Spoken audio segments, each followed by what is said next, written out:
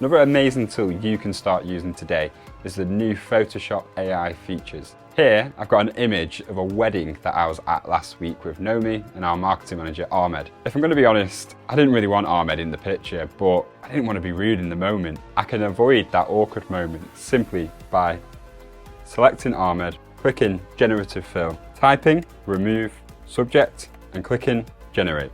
And in seconds, as you'll see, Ahmed will be removed. So as you can see, it gives you 3 versions. There, I've still got my arm sticking out.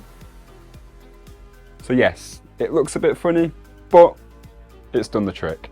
For people like me who would struggle to navigate all of the complicated tools, AI allows me to achieve the same results as a specialist, with no prior knowledge, experience, and most importantly, time expenditure. Now, I'm sure you can think of better ways to use this AI tool, but this was just a quick, personal example. There's almost no limit to what you can add or remove from an image.